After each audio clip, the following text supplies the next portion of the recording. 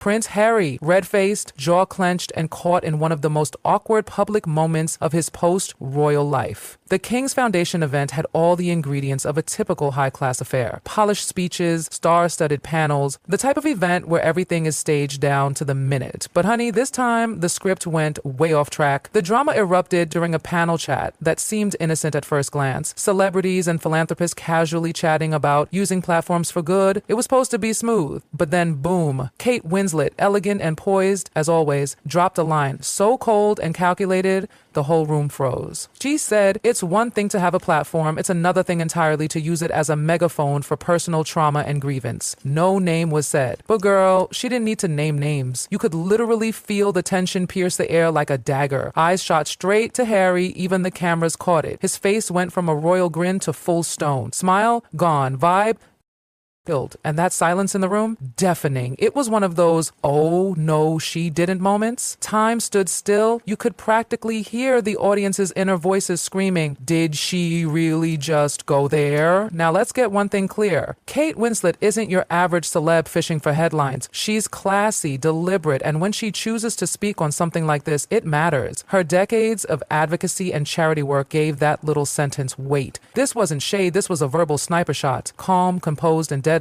But wait, it gets worse. Just as Kate finished her statement, Meryl Streep, yes, that Meryl, nodded, slowly, almost invisibly, but that little nod, devastating. That was the classy equivalent of yelling, "Preach!" in someone's face. That nod screamed, "We're all thinking it." Finally, someone said it. And from that moment on, it all unraveled for Harry. The second the panel ended, witnesses say Harry stormed out. No handshakes, no small talk, no fake PR smiles, just a stiff, furious walk out the door, trailed by his team.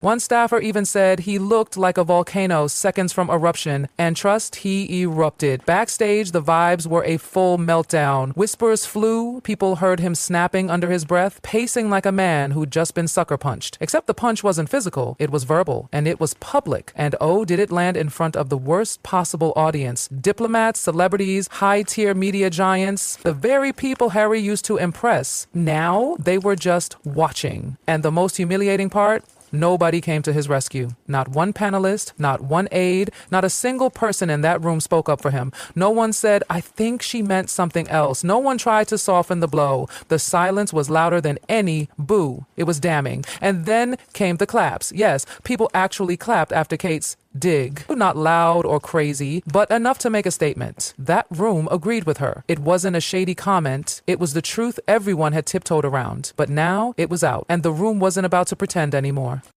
Back at Buckingham Palace, it didn't take long for the whispers to reach King Charles. And oh boy, he wasn't just mad, he was disappointed. Which, if you know anything about royal code, disappointment is so much worse than rage. This event was supposed to be a symbol of royal progress, a polished image of unity and leadership. Instead, it became another messy chapter in the never-ending Harry drama chronicles.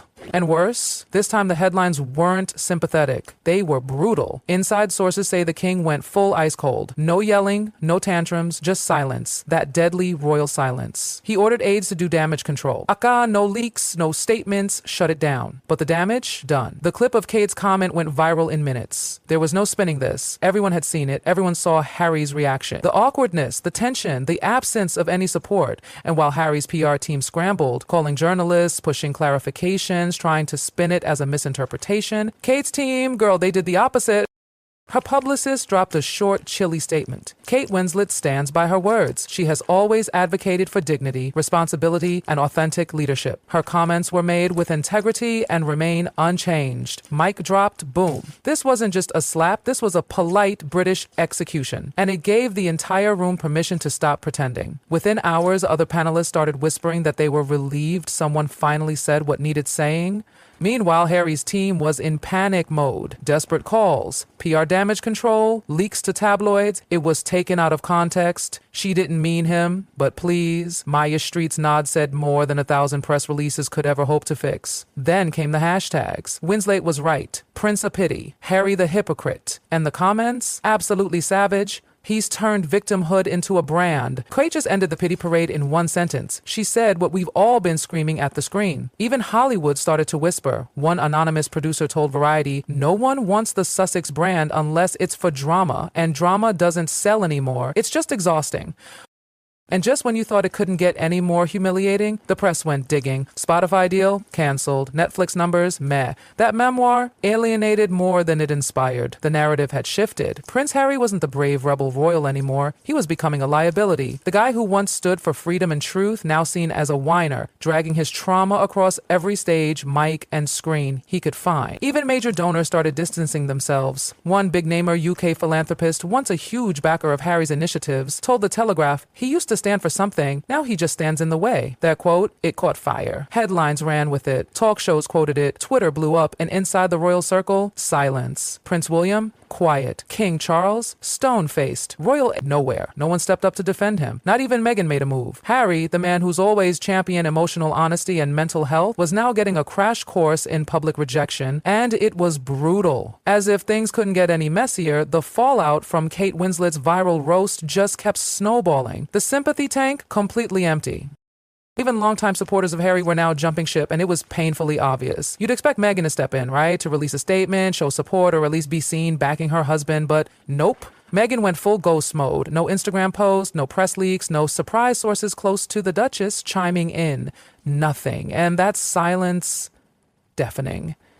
It sparked whispers that things weren't so rosy behind closed doors. Some said Meghan was distancing herself to protect her personal brand. Others claimed the once rock-hustled Sussex duo were now out of sync. Either way, Meghan's absence only fueled the fire. Everyone started wondering, was this the beginning of the end for the Golden Rebel couple? Meanwhile, back in Royal HQ, a carefully worded message leaked through a trusted palace source. The message didn't name names, but the aim was clear. His Majesty is deeply disappointed that what should have been a celebration of service became a distraction. The focus must return to the work. Translation, we're done cleaning up your mess, Harry. That statement wasn't a warning. It was a quiet declaration of exile. Even international media caught on. American outlets, usually softer on Harry, started shifting their tone. No more glowing headlines. Now it was narcissism, brand fatigue, self-inflicted wounds. What once looked like a brave departure from royal tradition now seemed like a never-ending pity parade, and the world tired. People close to Harry said he spiraled, angry, isolated. He reportedly locked himself away, refused calls, and obsessively replayed the clip Kate's words, the nod, the clapping, over and over. And then came the real gut punch. Brands started pulling back, quietly, subtly, but noticeably. A top fashion house Meghan was set to collaborate with suddenly went silent. Meetings with big-name partners canceled or rescheduled indefinitely. One exec told a journalist, "There's just too much noise around them. We want clean influence, not chaos." Even the charity world began backing away. Invites stopped rolling in. One prestigious international summit allegedly considered cutting Harry from the guest list altogether, worried he'd distract from the actual cause. Another event reportedly seated him far from the spotlight, a clear sign he was no longer the star attraction. And just when Harry thought it couldn't get worse, whispers turned into political pressure. Members of Parliament began publicly questioning Harry's dukedom. Not just casual chatter, this was official discussion in the House of Lords. One senior voice declared, "Titles must reflect duty. If the Duke no longer serves the institution, why should the institution serve him?" That quote made front pages across the UK. Polls showed the public agreed. Support for stripping the Sussexes of their remaining titles was surging. The fairy tale was officially falling apart, and through it all, Meghan stayed silent. No defense, no denial, no united front. Some insiders claimed this was her strategy to stay clean. Others whispered she was frustrated, even embarrassed.